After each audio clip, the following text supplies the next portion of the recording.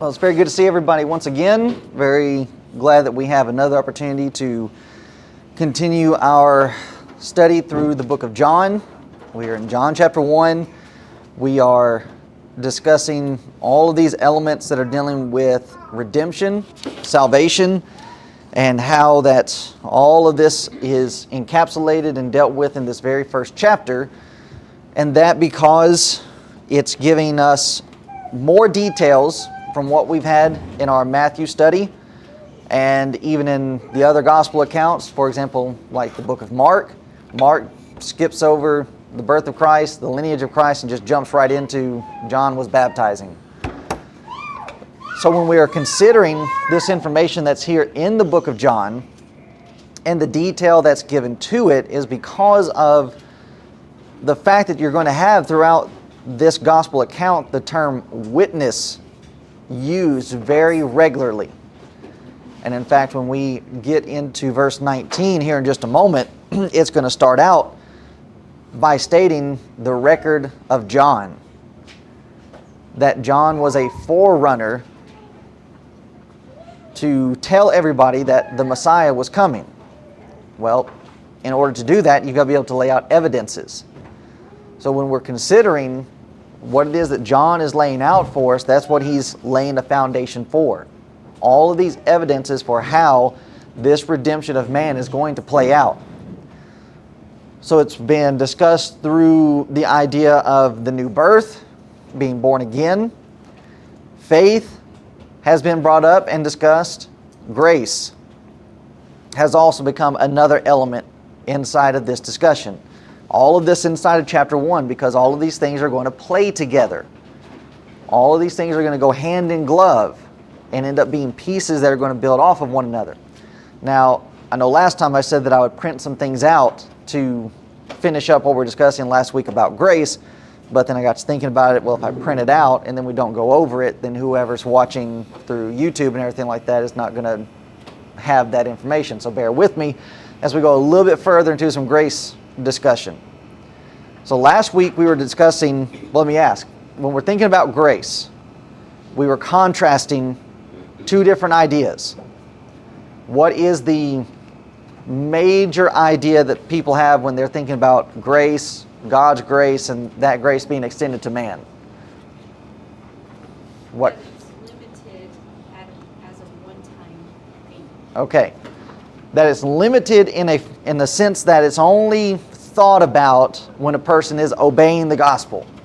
Okay, there's God's grace being bestowed upon man. Well, that's true. But does God's grace, is that the point where God's grace is given and then that's just it? No. No. Continue. Just as with faith, that our faith is a continual activity, so God's grace being extended to us is a continual activity. Because just because I'm a Christian, does that mean I no longer need God's grace? No. No. I am daily needing that grace. Okay, what is that grace doing? That's where we studied passages like 1 Peter chapter 5. And how it is that the younger are supposed to submit themselves to the older, and the older are likewise supposed to submit to the younger. And what assists with that? Well, Peter goes on to write and say that God resists the proud, but what?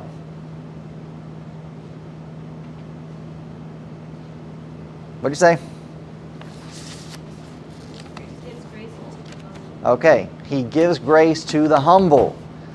So right there we are being shown and we're being taught, how is this grace extended? Well, you've got to be humble in order to be able to receive this. How are we going to be able to overcome that problem? The grace that God extends is through you have to be humble. You have to practice humility.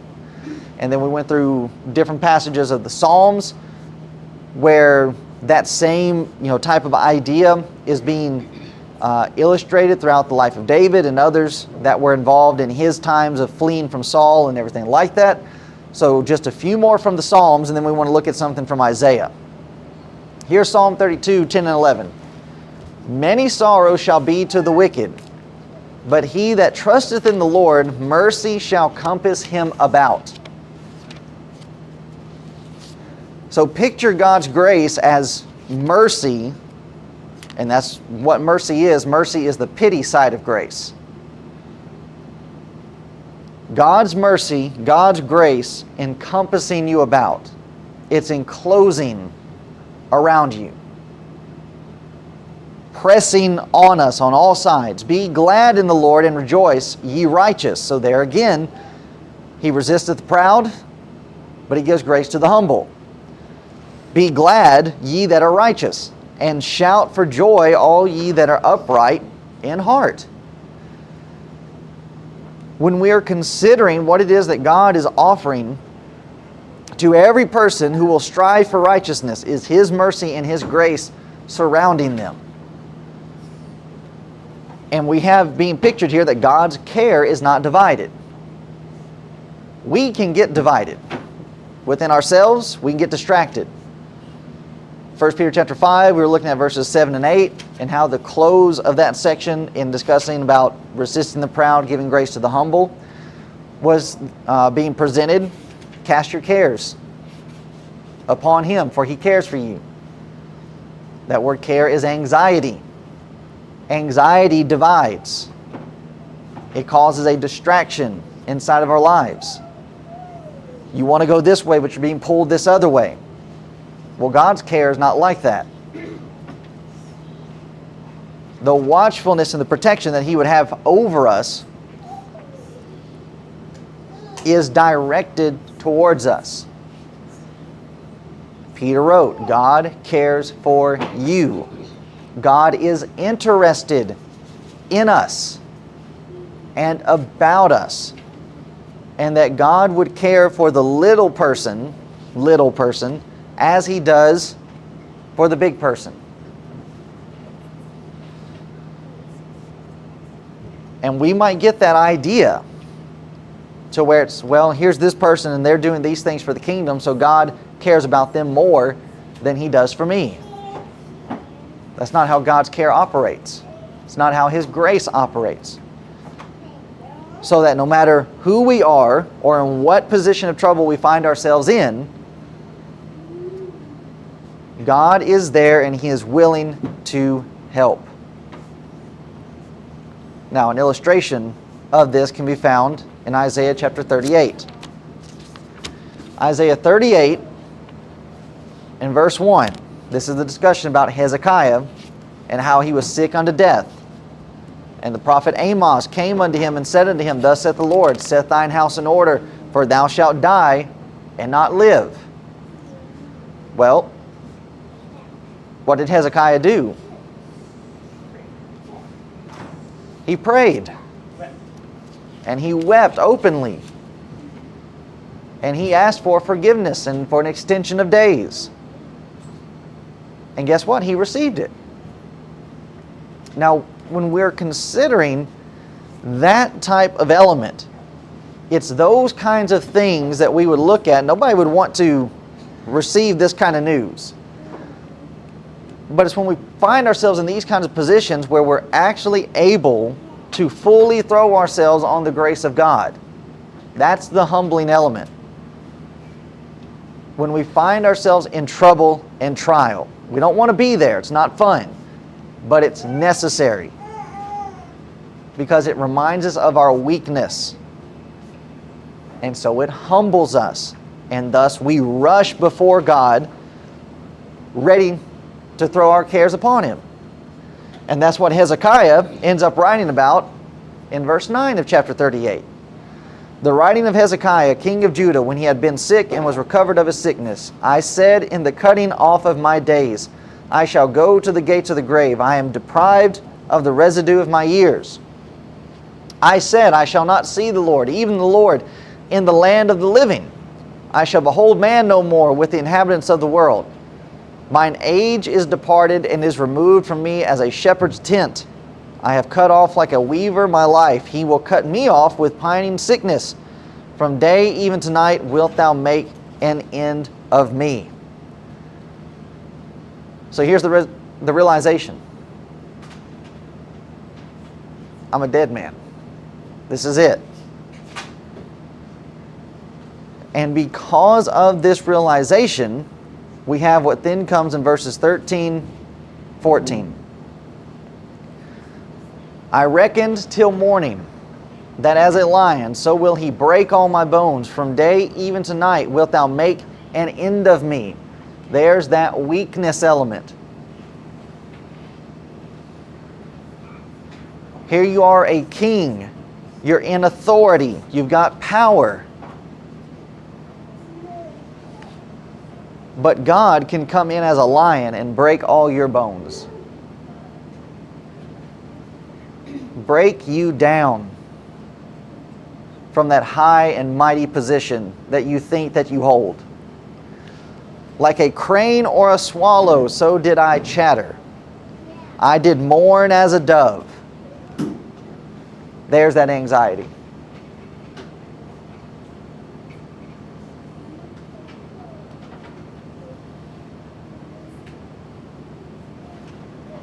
Mine eyes fail with looking upward. O Lord, I am oppressed.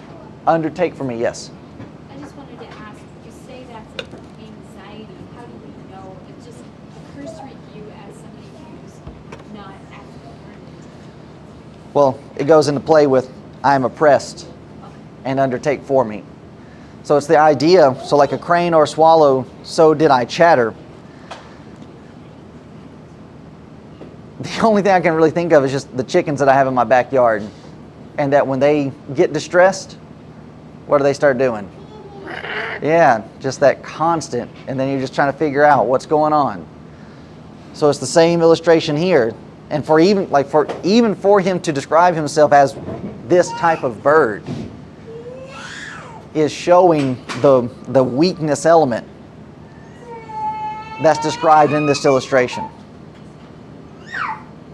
I'm sick, my life is coming to an end, but I throw myself on the mercies of God. And I ask for and I seek for some type of relief.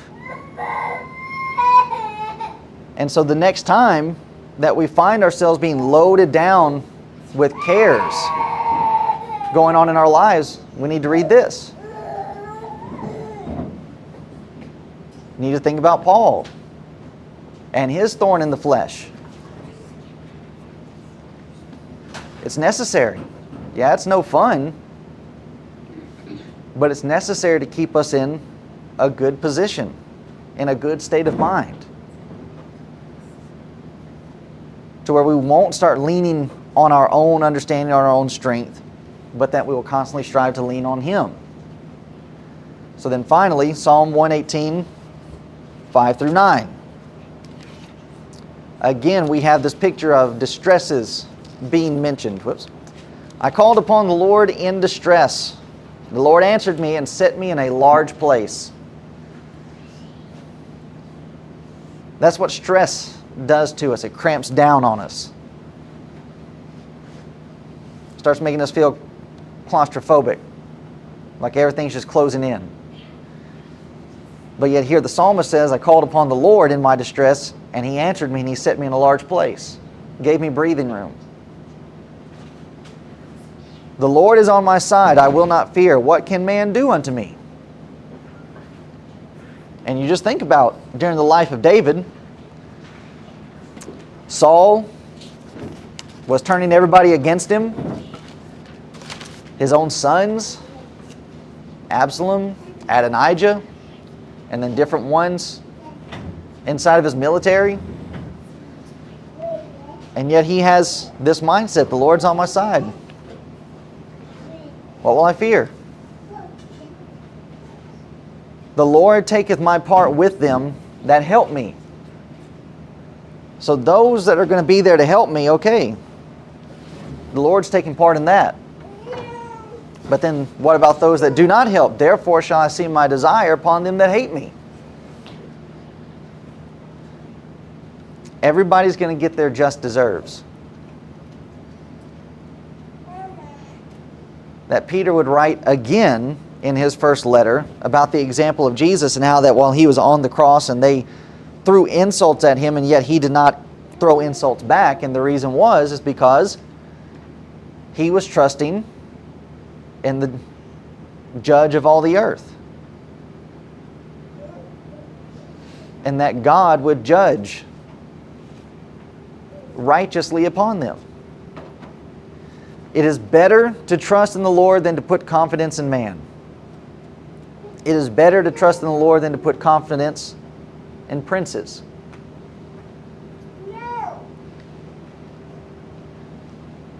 Here are these individuals that we would find as being elitists. Here are the princes, the governors. Common man, those that are just around that would be desiring to give you assistance. But that is no matter what situation it is, it's better to trust in God. It's going to be okay. And that if we will, like David, as it's described of him in 1 Samuel, if we will behave ourselves wisely, then okay, things will pan out. Maybe not in the exact way that we would want it to. David still had to run for his life. I'm sure he wasn't wanting it to go that way. But even with it going that way, trusting in God, and he was delivered. Saul ended up losing his life because of it. So as we're picturing this grace, and even as it's being illustrated back here in the Old Testament with these characters, and that was back there in a limited sense, and then now here we are under the New Testament system, and we have that fullness of grace for grace. So we need to make sure that we're using it. That we are taking every advantage and every opportunity that's at our disposal to be able to make it through these difficulties of life.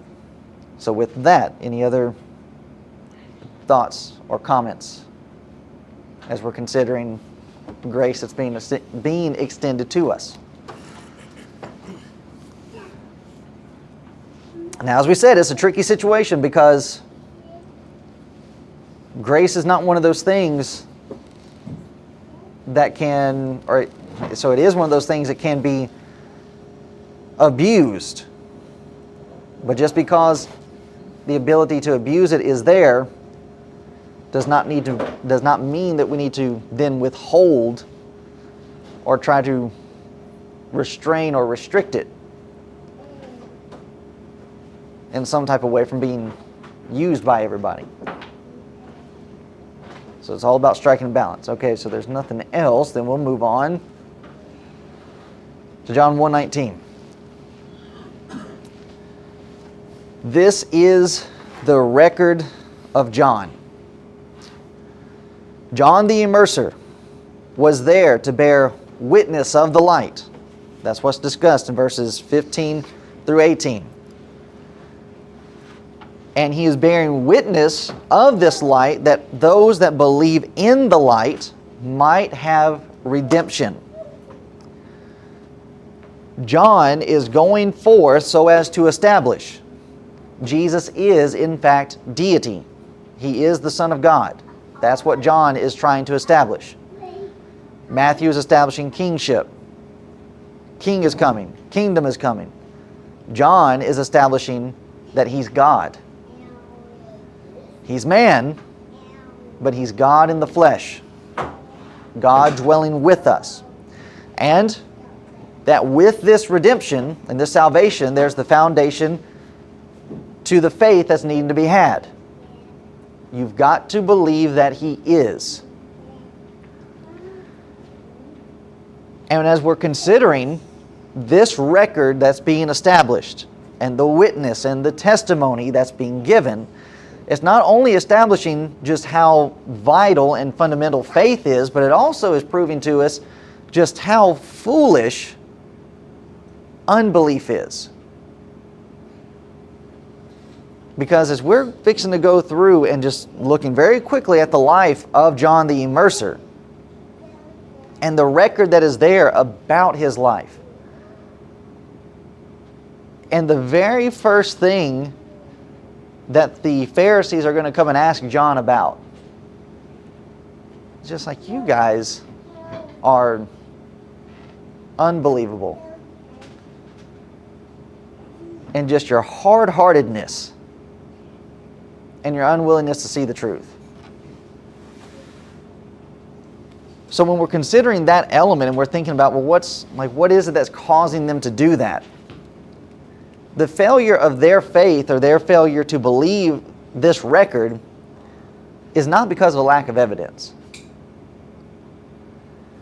but it's because their hearts, being dishonest, having prejudices and selfishness of what they wanted, they would not believe this record.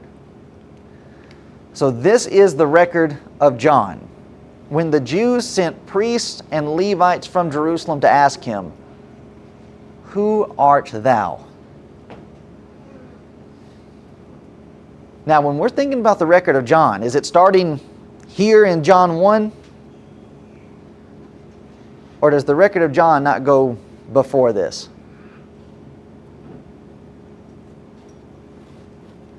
Well, he's already said that Jesus was there in the beginning. Mm-hmm. So he's establishing, that at the beginning. That's what, or you mean John the Baptist? Yes, I'm speaking of John the Baptist, his record. Is there prophecy? Is that what you're asking? Yeah. There's prophecy about John, but even when we think about the birth of John, weren't there some miraculous elements even as we're considering his birth? Yeah.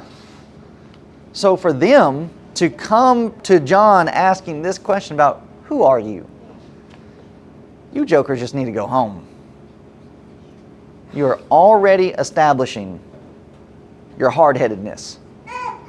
So let's look at this. Let's break this section down. What is significant of these two groups that are coming to him? The Jews sent priests and they sent Levites from Jerusalem.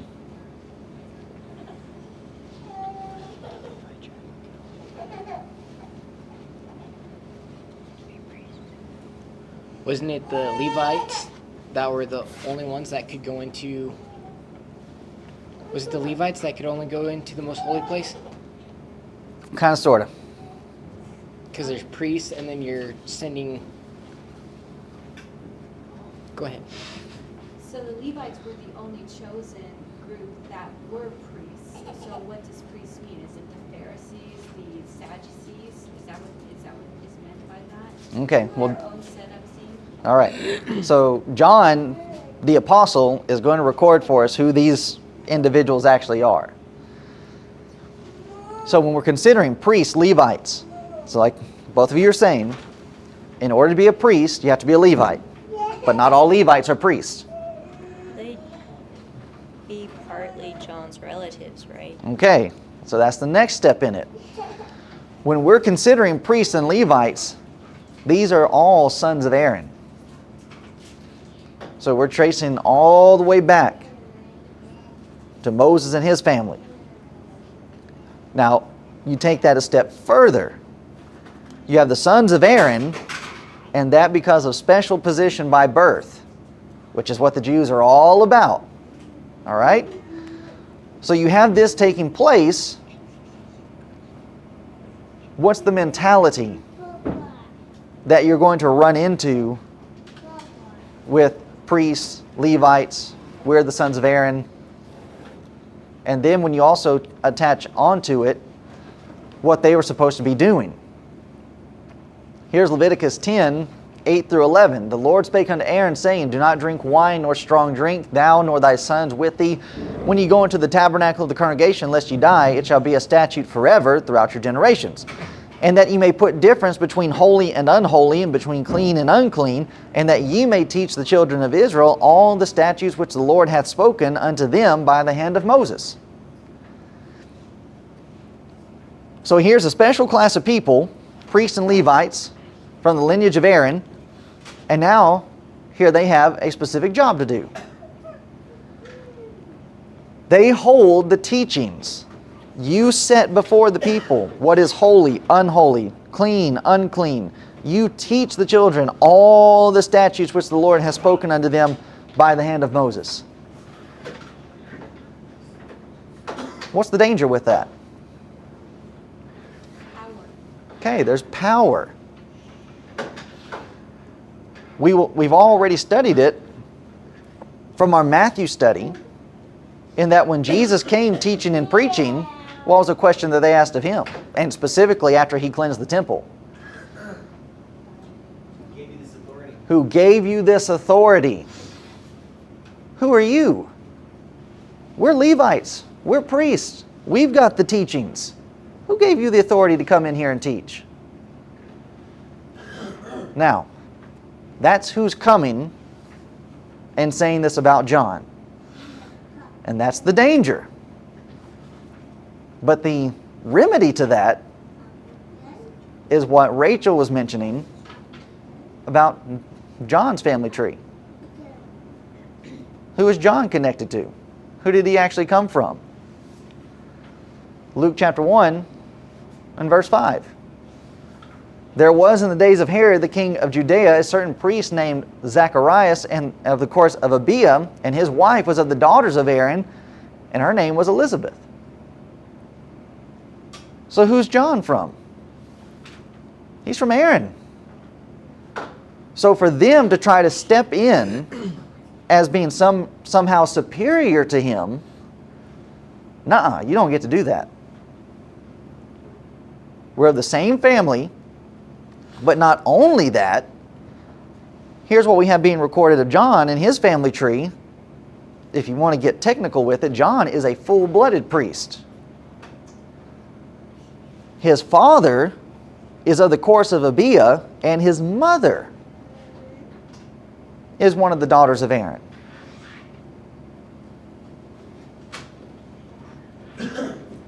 Then you drop down chapter 8, verses 8, chapter 1, 8 and 9, came to pass that while he, Zacharias, executed the priest's office before God in the order of his course, according to the custom of the priest office, his lot was to burn incense when he went into the temple of the Lord. So this is the kind of work that his father's involved in. But there's a difference with John in that John does not serve in temple work. Where does John go instead? Out to the people. He's a voice crying in the wilderness. He doesn't wear the priestly garments. What does he wear instead? Camel skin, camel fur. He wears a vesture made out of camel hair and a leathern girdle. He's eating honey and wild locusts. Or locusts and wild honey. So when we're considering these elements, and I think we touched on this in our Matthew class. Here we have the full symbolism of the Old Testament system. Here are the priests, Levites, they're the ones in charge. And then God takes from within this family the forerunner, the one who's going to come in and change the system. It doesn't get any better than that. Who better to have be the messenger before the Messiah is coming than John the Immerser? Son of Zechariah, son of Elizabeth. His father's involved in the priestly work, and you are going to come in and turn the entire system upside down. Matthew study, you said it was an inside Okay, agent. it's inside job. Espionage. So then when we're considering, like we said, the record. Remember, this is all about who are you? Here are the priests and the Levites, and they're coming in. Okay, you're not one of our group, John. You're not working in the temple. You're out here kind of doing your own thing. And they're coming asking this question about who are you? Well, you know who I am. because you know who my parents are. But it's not only an element about who his parents are. Let's run over into Luke chapter 1 and let's read together verses 10 through 25. Whoops.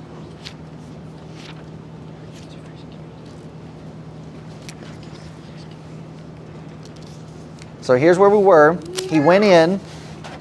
He's burning incense inside of the temple. The whole multitude of the people were praying without at the time of the incense. And there appeared unto him an angel of the Lord standing on the right side of the altar of incense. When Zacharias saw him, he was troubled, and fear fell upon him. But the angel said unto him, Fear not, Zacharias, for thy prayer is heard, and thy wife Elizabeth shall bear thee a son, and thou shalt call his name John. Thou shalt have joy and gladness, and many shall rejoice at his birth.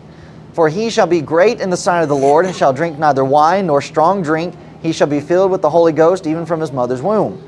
And many of the children of Israel shall turn to the Lord their God. He shall go before him the spirit and power of Elias, to turn the hearts of the fathers to the children, and the disobedient to the wisdom of the just, to make ready a people prepared for the Lord.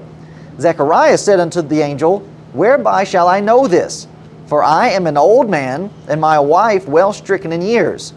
The angel answering said unto him, I am Gabriel, that stand in the presence of God, and am sent to speak unto thee, and to show thee these glad tidings. And behold, thou shalt be dumb and not able to speak until the day that these things shall be performed, because thou believest not my words, which shall be fulfilled in their season.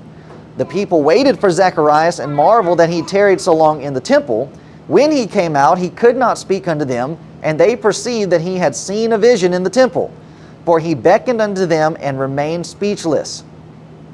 And it came to pass that as soon as the days of his ministration were accomplished, he departed to his own house. And after those days his wife Elizabeth conceived, and hid herself 5 months, saying, Thus hath the Lord dealt with me in the days wherein he looked on me, to take away my reproach from among men. Now just look at this record. Look at the record of John. Is there any doubt that they do not know who he is? Here's your dad. Well, I'm sorry, it wasn't even on the screen. My apologies. Here's your dad, and he's in here doing his work inside of the temple, and he receives a vision. He sees an angel. And the sign that he has received this vision is that he's come out and he can't speak. And then you want to come and approach me and ask, who are you? Why are you being so hard-hearted? Why are you being so difficult? Now, drop down to, so this is Mary coming to Elizabeth and them spending time together. And then I think it's here, 39. Nope, hold on a second. Nope, chapter 39. It's down here in the 50s. And I need to get rid of those cross-references because they're making it difficult. All right, verse 57. Now Elizabeth's full time came that she should be delivered, and she brought forth a son. Her neighbors and her cousins heard how the Lord had showed great mercy upon her, and they rejoiced with her. It came to pass that on the 8th day they came to circumcise the child, and they called him Zacharias after the name of his father. And his mother answered and said, Not so, but he shall be called John. And they said unto her, There is none of thy kindred that is called by this name. And they made signs to his father how he would have him called. And he asked for a writing table and wrote, saying, His name is John. And they marveled all. And his mouth was opened immediately, and his tongue loosed, and he spake and praised God. Notice verse 65. We'll put it here at the top. Woo! And fear came on all that dwelt round about them. And all these sayings were noised abroad throughout all the hill country of Judea. And all they that heard them laid them up in their hearts, saying, What manner of child shall this be? And the hand of the Lord was with him. So back to our question. John 1:19. This is the record of John. But is this where the record started? No. No. The record started way back here at his birth. Here are these miraculous events that are taking place. And many of these individuals, the priests and Levites, they would have been there to witness all of this. His father coming out of the temple, not able to speak. Child being born, he writes down the name. Now he's able to speak. And it says, great fear came upon all that dwelt in the area, and they noised it all throughout the hill country.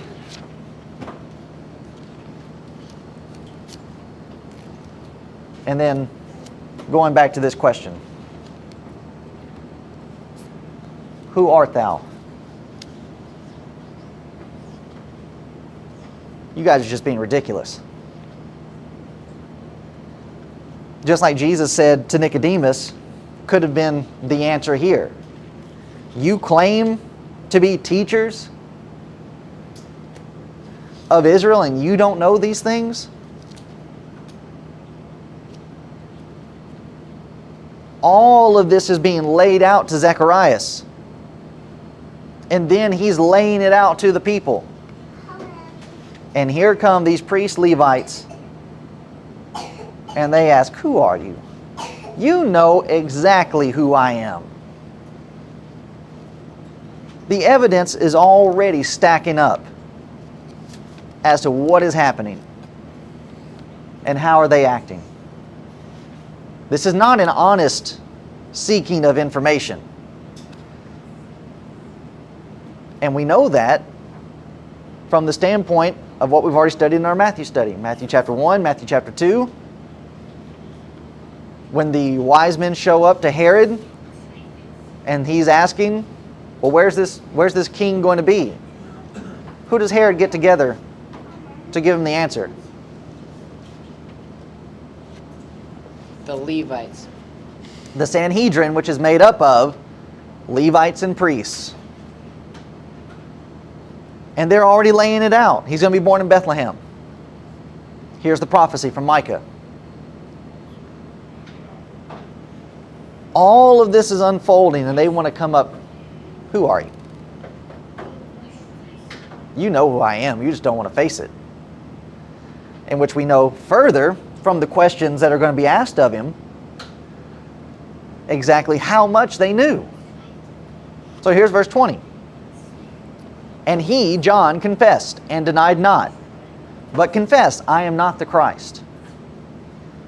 Now what does this prove?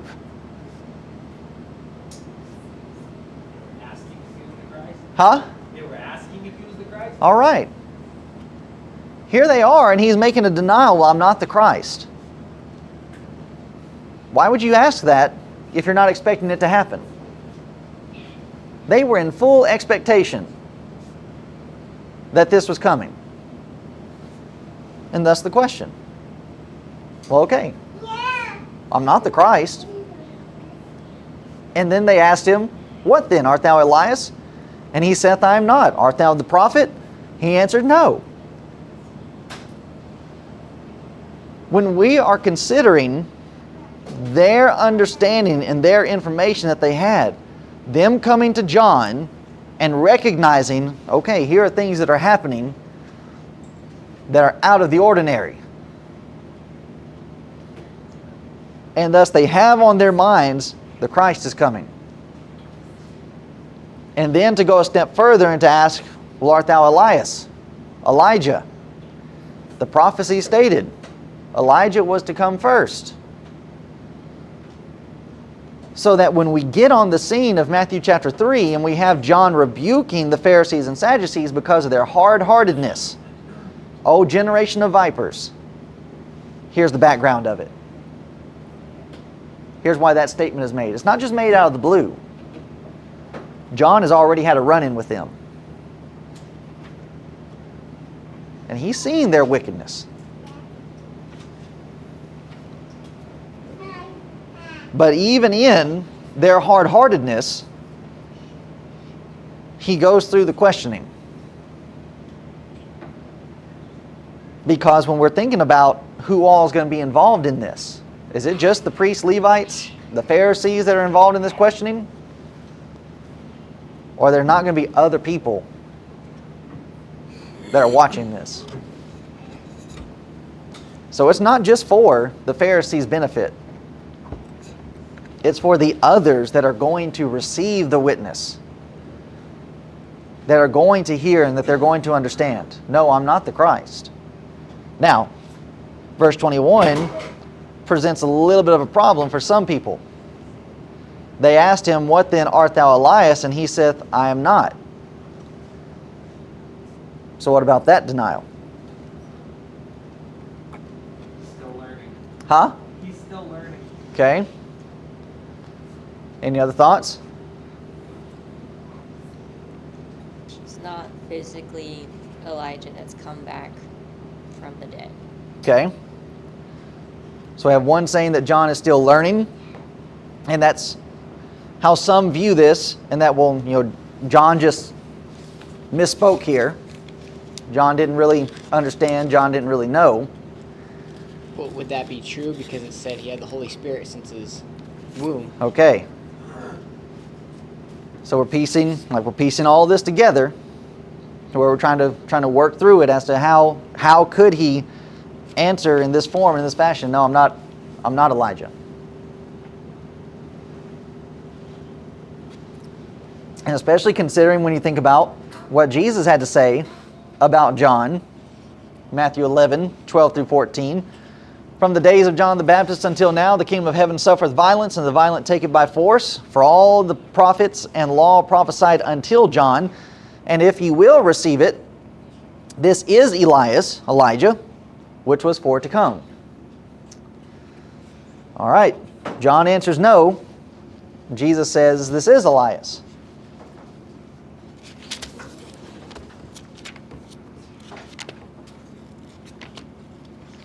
No, Well, that's because interesting. he also says that behold the Lamb of God Mm-hmm. that baptized him, and then later says, "Are you the Christ?" Okay. So I'm a little confused on it all. Okay. Is John maybe perhaps not knowing exactly? I know that he knows, but does he not know his specific position? Is that possible? I would say that it is possible, but I just don't think it's the case. Okay. Well, it Because is he's the had the case. Holy Ghost since the very beginning. Okay. All right. So then it turns into a situation of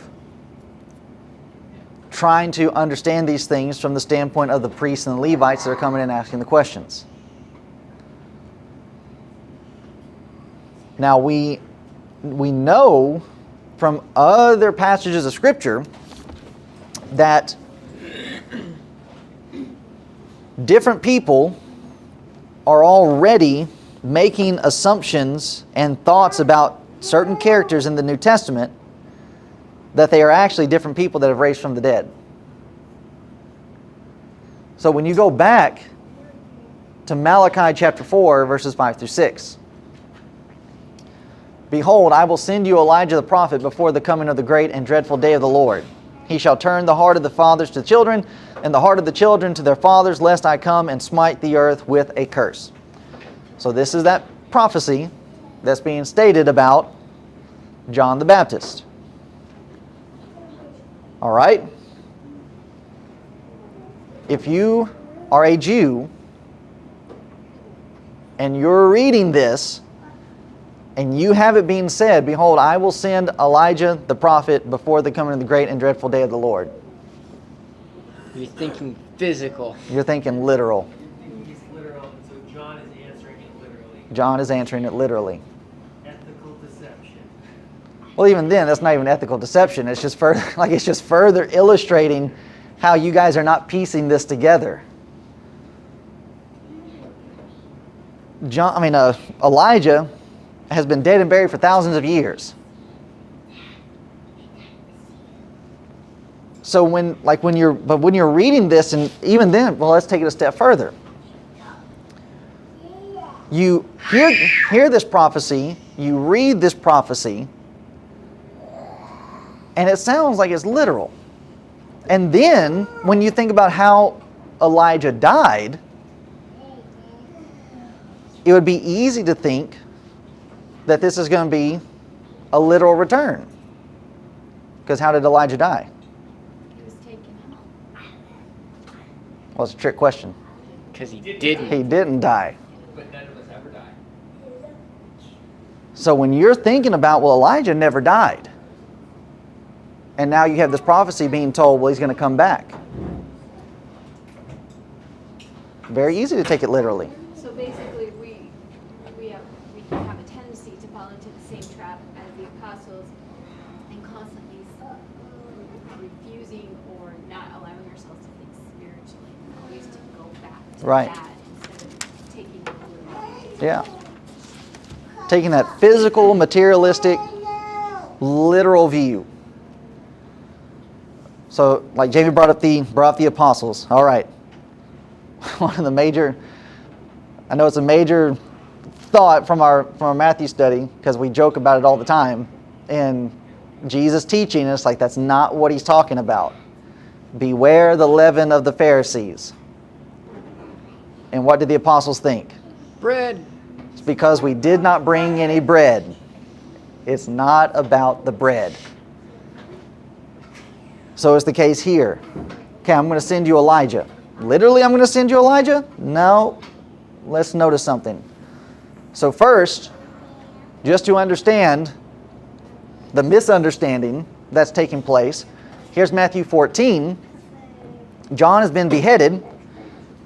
Jesus is out involved in his ministry. And here's what Herod does. Here's what Herod thinks. At that time, Herod the Tetrarch heard of the fame of Jesus and said unto his servants, "This is John the Baptist. He is risen from the dead."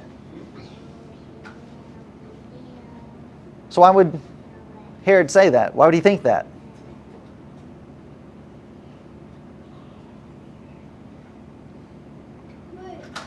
Not thinking spiritually. Well, he's not thinking spiritually.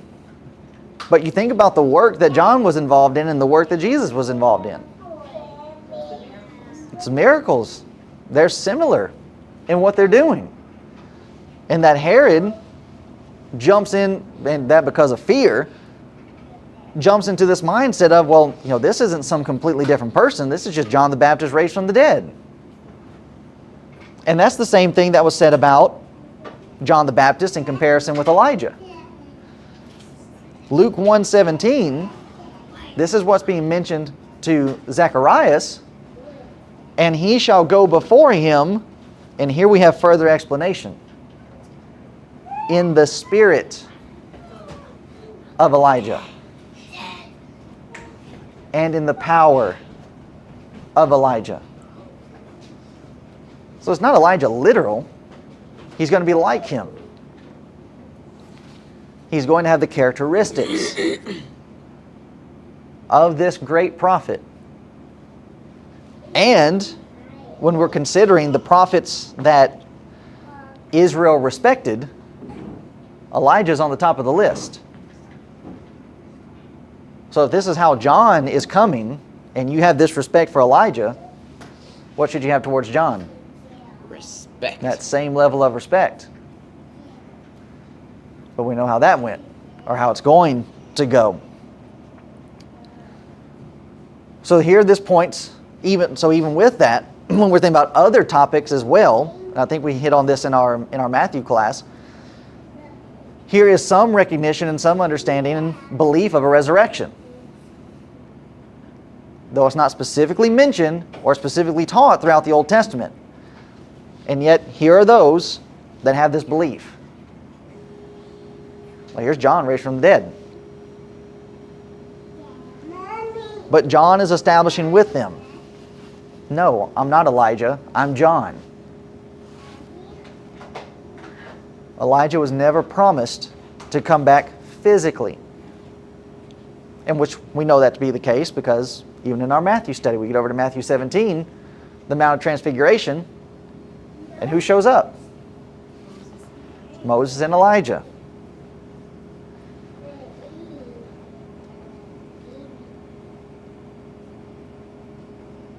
So even with them having this misunderstanding when it comes to the prophetic statements, they should have still had enough understanding to be able to move past this questioning. Because even as we are thinking about what it is that they're thinking, it's like, okay, I can't fault them for thinking this way. Because would it really be that difficult for God to bring Elijah back from the dead? To raise him up? And to have him literally go before the people? To go before the Messiah? No. But it's once you throw in the extra piece of explanation that you have in Luke chapter 1, that then we start realizing, okay, this isn't a literal thing. He's coming back in his likeness. But then there's another element that is problematic when we're thinking about the understanding of the Pharisees during this time frame. So even with that, when we're thinking about, and this, so what we're about to discuss now should bring about a realm of relief for us. Because when we are considering Old Testament prophecies, most Old Testament prophecies are not cut and dry, which were being shown with the prophecy about Elijah. So, okay, you can have certain ideas about it, you can have certain thoughts about it, but then you receive some extra information that's shedding light. And it's like, oh, okay, here's what we actually have. To where it's like, okay, yeah, we can have these thoughts, and that when we come to the point where we're having to receive more information, it's like, okay, that's helpful. But we do not need to get into a situation like with the priests and Levites here, to where when that extra piece of information ends up coming in, that you're not wanting to take it. Because most prophecies are being stated in apocalyptic language, signified language, that's going to need some interpreting later on. Now, to further show a misunderstanding that they have in their Old Testament is with the next question that they raise. Art thou that prophet? And he answered, no. Now, what's this about? What's this question about that prophet? Is it a question like, are you sure you're not that guy? No. Okay.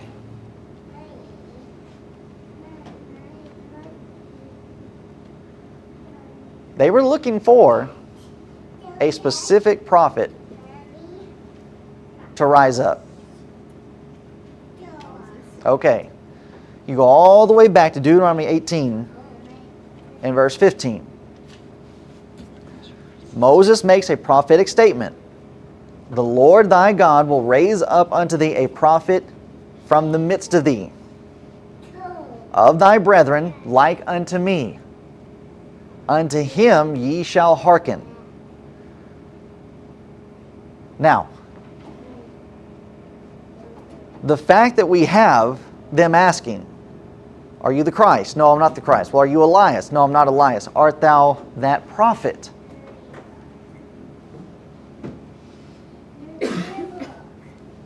What does this say about their understanding? The fact that they would ask, are you the Christ? And then they would turn around and ask, well, are you the prophet? Well, they still revere Moses. Moses was everything to them. But from what we understand from the scriptures, Acts chapter 3, this prophet is who? This prophet is the Christ.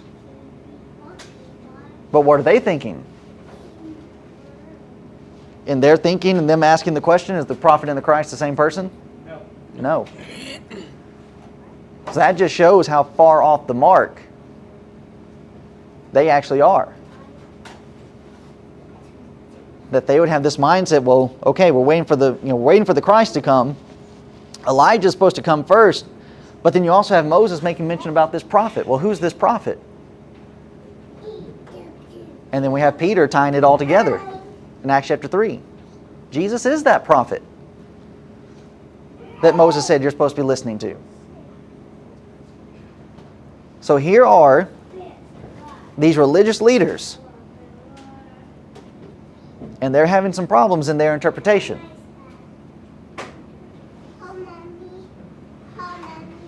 And John is coming as the forerunner so as to establish. Here's what you're needing to know. Here's what you're actually needing to understand and needing to get. No, I'm not Elijah physically, literally. I'm not the Christ, and I'm not that prophet. Now, of course, with some of this, even Jesus doesn't let them off the hook. Jesus is the one that he's going to make mention in this gospel account, this gospel record. You spend your time reading the Old Testament scriptures and they prophesy of me. And yet you don't know these things. So while it should be some realm of relief to where it's like, okay, we're coming in and we're being told a little bit more, to where they should have been happy to receive it, but instead they built up their own ideas about who the Messiah was going to be, who the Christ was going to be, and that when the instruction comes in, they refuse it. Didn't it fall in line, all of this, what you're saying, is falling in line with their thoughts of restoring the Jews to the glory of David? And Right. they were looking literally, not spiritually. So it falls in So yes, when we are tying that in together in the framework and the thinking of Pharisees, Sadducees, and it's all physical with them. It's the temple. It's restoring the kingdom back to David.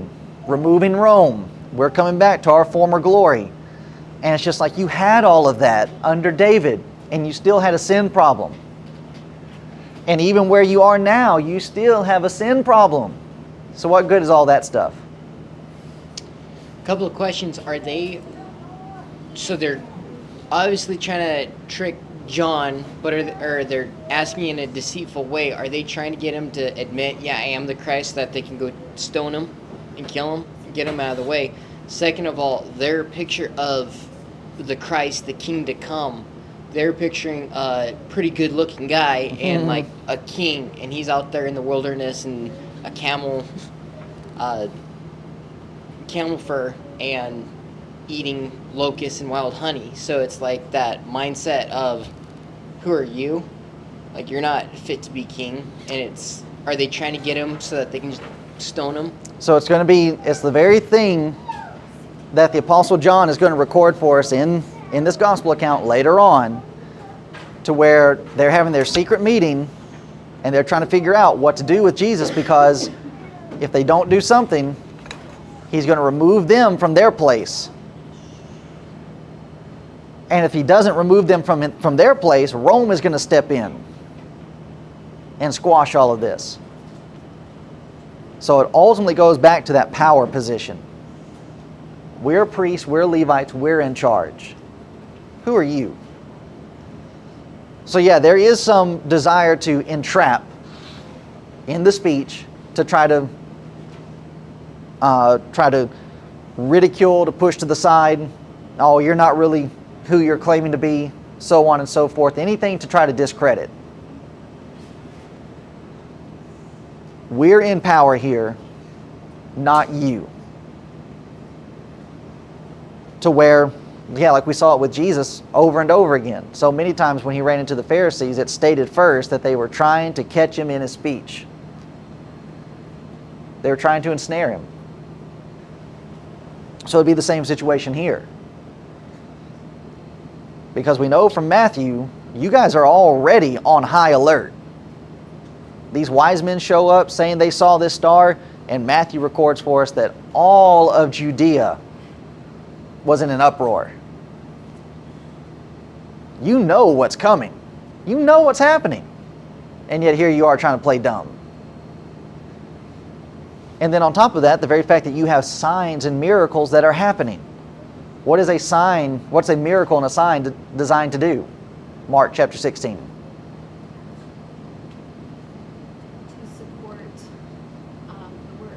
Okay.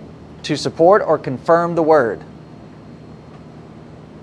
So everything you need is happening right in front of you. And you're still behaving this way. So yeah, it's going to be a mixture of all of that as to what's going on here. So even with that, here's what you have happening.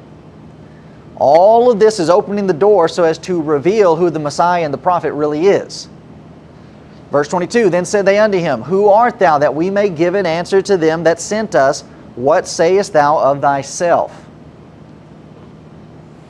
You guys should know. So then he said, he quotes to them. He said, I am the voice of one crying in the wilderness, make straight the way of the Lord, as said the prophet Esaias. And they which were sent were of the Pharisees. So now we get some understanding as to what's going on here. Here's the most difficult group of people that Jesus is going to deal with. And they're the ones raising these questions. But they're saying, we need an answer. Well, the answer should be obvious. You claim to be teachers. You claim to be masters in Israel. You ought to be able to know. And the reason why they are pressing so hard is because he's out here preaching and teaching in the wilderness, but he's also baptizing. And that's causing a stir throughout the area. Well, the answer that he gives is an Old Testament quotation. John replies and he simply says, I am the voice. I'm just a voice. Now this is a good lesson, a good point of application for all of us, but especially those who are involved in preaching, teaching, those that are in a position of eldership, and that this is what we need to remember that we are doing in our work. I am not anybody special. And that I need to remember that I'm in the same position that John was in. I am just a voice. Nothing more. And that I am just a voice that's trying to get people to see the Christ.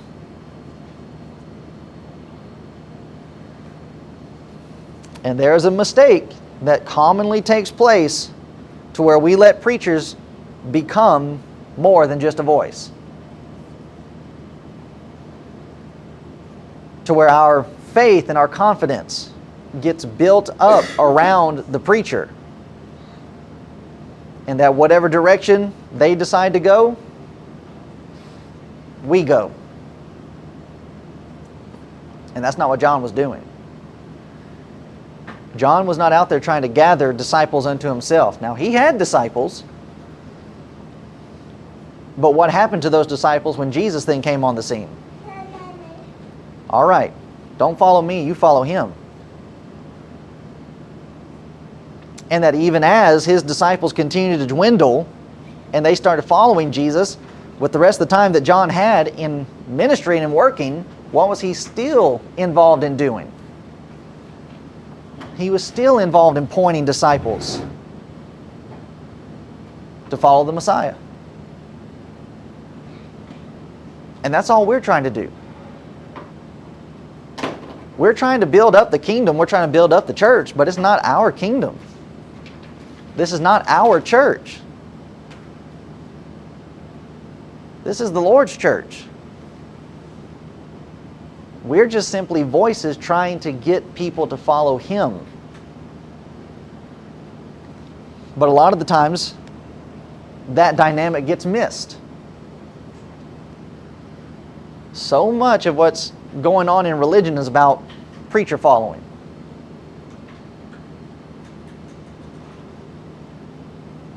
It is, just like Jamie was saying, it's the very thing, the very trap that the Jews fell into. It's just physical.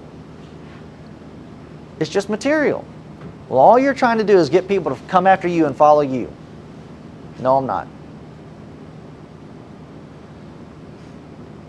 I'm trying to get them in here, yes, but it's not to follow me.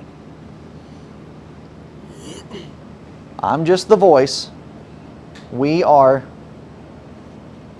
pointing people to the Lord.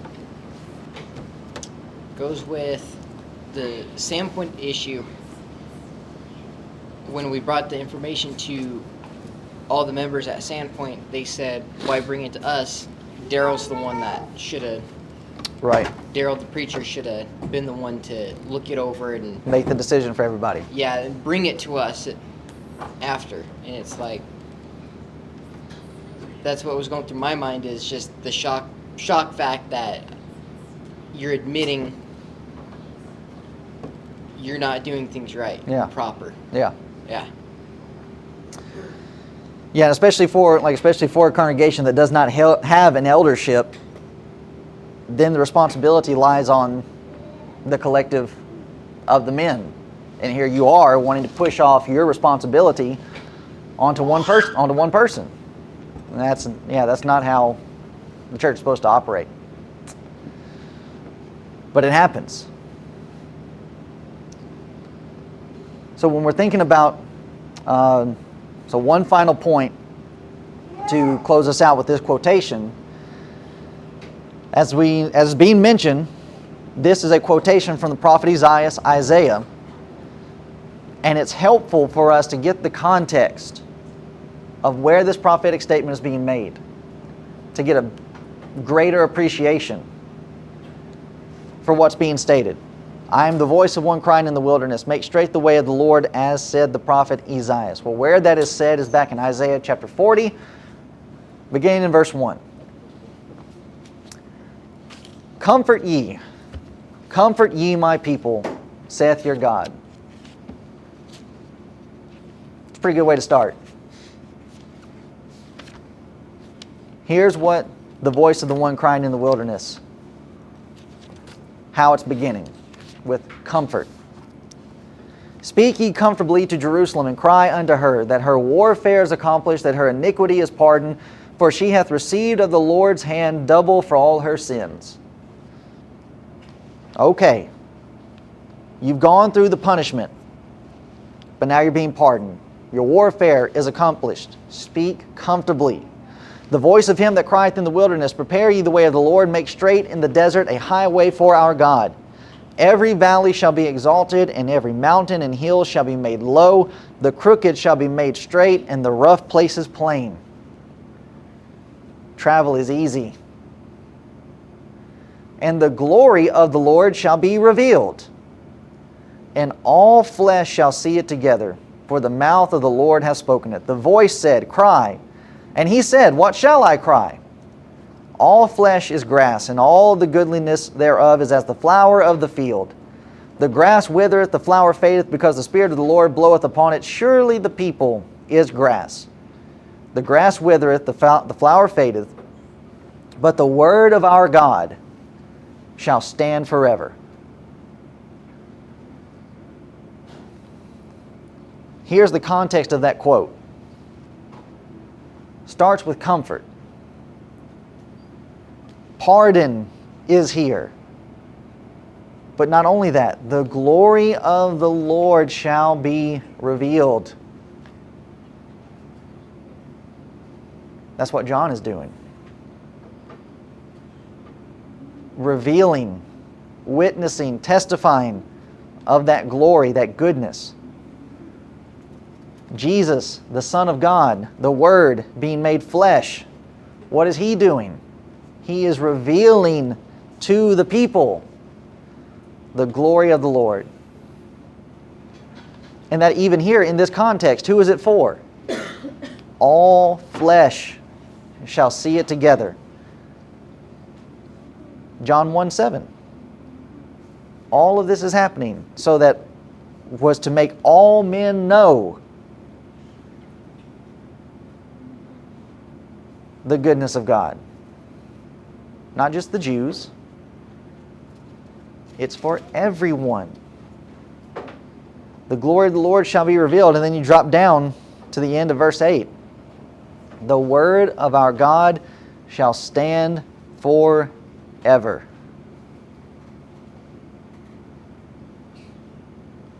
Here's the context of the one crying, the voice crying in the wilderness. What's he doing? Bringing comfort, revealing that glory. He's establishing the word of our God, and that it's going to stand forever. This is the record of John. He bare witness of the light. Faith is based upon evidence.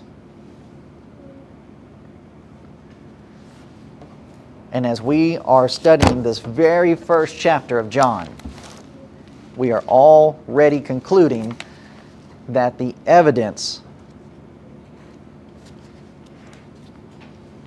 is just unget-overable. And yes, that is a real word.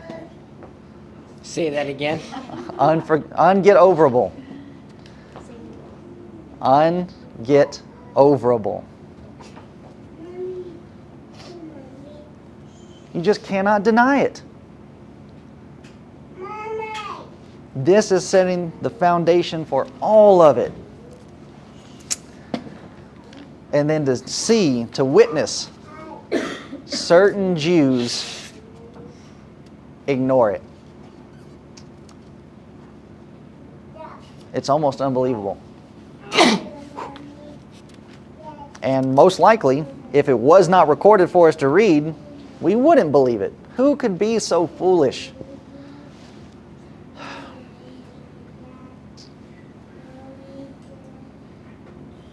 But that's just the strength and power of sin.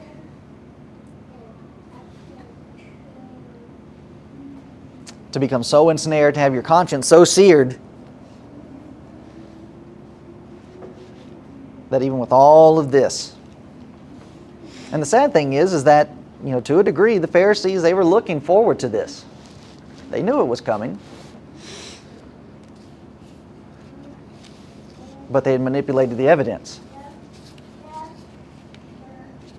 They corrupted and polluted the evidence, and now here's John, and he's setting the stage. No, here's the evidence laid out.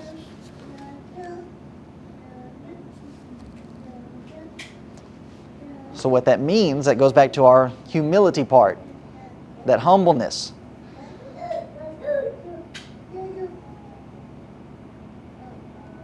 To just simply take the text for what it says. Where there's explanation, okay, I need to take that explanation.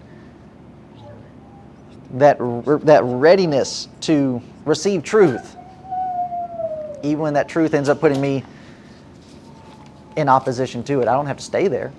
I don't have to stay in opposition to the truth. Okay, here's just something I misunderstood. Here's something that I missed. And the extra piece comes in to clarify. Just, okay. And you move on. So we'll stop there, and we'll pick up next time with verse 25 and them asking about baptizing. So any questions or comments with the record of John so far?